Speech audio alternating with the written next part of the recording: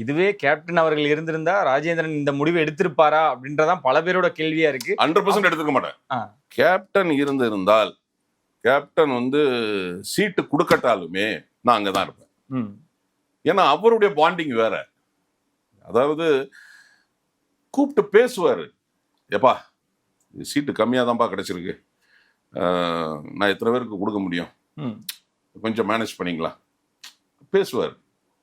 தாய் அன்போட தாய் உள்ளத்தோட கூப்பிட்டு பேசுவார். இப்ப அது அங்க கிடைக்கல நீங்க நினைக்கிறீங்களோ? இப்ப இருக்கக்கூடிய சூழ்நிலையில தேமுதிக இருக்கக்கூடிய, ஏன்னா எனக்கு தெரிஞ்சு பரிச்சயமானவர்ல நீங்க ரொம்ப முக்கியமானவர், உங்களையே அவங்க உதாசீனப்படுத்துறாங்க அப்படின்றப்போ எல்லாருக்கும் இது ஒரு பின்னடைவு தானே? நிச்சயமா 100%, 100% மாற்றுக்கிறதே கிடையாது. ஏன்னா யோசிப்பாங்கல்ல, இவருக்கே இவங்க ஒன்றும் செய்யலைன்னா நாளைக்கு நமக்கு என்ன செய்வாங்க அப்படிங்கறத அவங்க இருக்கிறவங்களும் யோசிப்பாங்கல்ல. பட் நிறைய பேர் யோசிச்சுட்டு இருக்கிறாங்க. சரி, எல்லாமே கேப்டன் அப்படிங்கிற அந்த ஒற்றை சொல்லுக்காக கட்டுப்பட்டு இருக்கிறாங்க.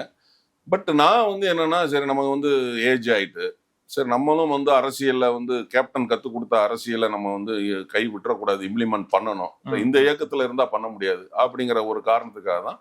ஸோ அந்த சூழ்நிலையில எனக்கு அனைத்து இந்திய அண்ணா திராவிட முன்னேற்ற கழகத்துல அழைப்பு வந்துச்சு. நான் அதுல போய் ஜாயின் பண்ணேன்.